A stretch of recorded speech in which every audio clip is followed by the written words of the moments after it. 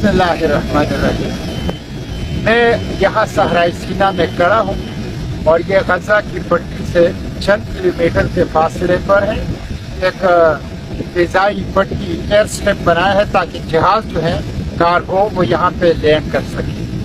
मैं मिस्र आया हूँ और गुज़िश्ता कई दिनों से कोशिश कर रहा हूँ कि मुझे इजाज़त मिले और मैं रफा क्रॉसिंग जा सकूँ और गजा के अंदर जो है वो इंटर हो सकूँ, लेकिन अभी तक मुझे इजाज़त नहीं मिली। आज बड़ी मुश्किल से मैं यहाँ पे गजा की पट्टी के करीब जो अरीश का एयर स्ट्रिप है उसके ऊपर आ चुका हूँ।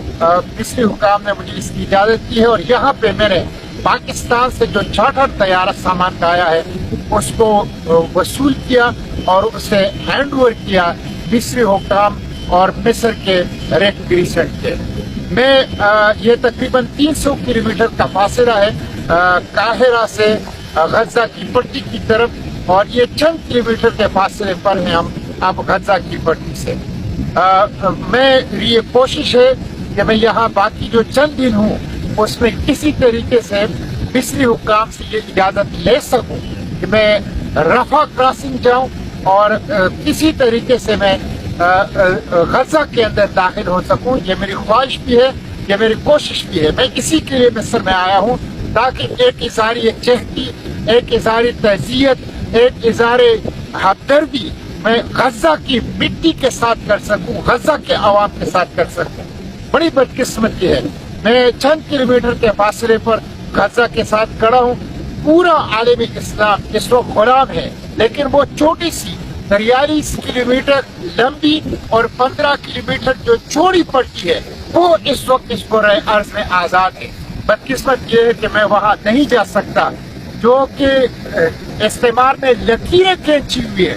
वो लकीरें मेरे रास्ते के अंदर, हमारे रास्ते के अंदर रुकावट है, लेकिन मैं कोशिश करूंगा चंद दिन जो मेरी मिस्र के अंदर क्या है कि मुझे रफा क्रॉसिंग की इजाजत मिल जाए और मैं गजा जाके पाकिस्तानी कौम की तरफ से उस मिट्टी के खराज तहसीन पेश करूँ, उनके आवाम को, उनकी मज़ाहिमत को खराज तहसीन पेश करूँ, उनकी जदोजहद आज़ादी को खराज तहसीन पेश करूँ, उन शहादा के साथ उनके पसमानदगान के साथ ताज़ियत करूँ और वहाँ के जख्मियों, वहाँ के दुख के मारे आवाम के साथ इज़हार हमदर्दी, इज़हार ताज़ियत करूँ। तो मेरी एक कोशिश होगी, आप दुआ करें कि मुझे ये इजाज़त मिल जाए और मैं रफा क्रॉसिंग और गजा की पट्टी में जा सकूं। अल्लाह ने इतने रास्ते खुलवाए हैं कि मैं चंद किलोमीटर के फासले पर गजा की पट्टी के ऊपर आ चुका हूं।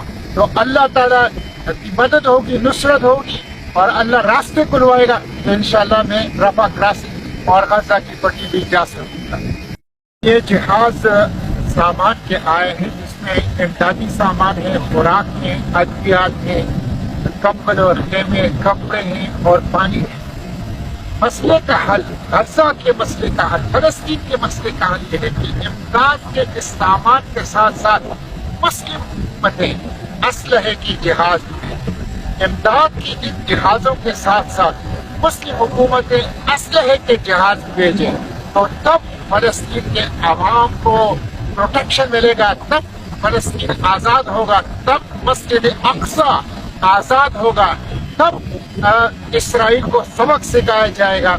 जब तक सिर्फ इमदाद के सामान आएगा और असलहे के जहाज नहीं आएंगे, जब तक सिर्फ इमदाद के जहाज आएंगे और असलहे के जहाज नहीं आएंगे, उस वक्त तक फलस्तीन का मसला हल नहीं हो सकता, फलस्तीन आज़ाद नहीं हो सकता, अल अक्सा शरीफ आज़ाद नहीं हो सकता। इसलिए उम्मत मुस्लिमा के हुक्मरानों को और उम्मत मुस्लिमा के फौजी सरबराहों को इस पे गौर करना होगा, इसके बगैर और कोई चाराकार नहीं।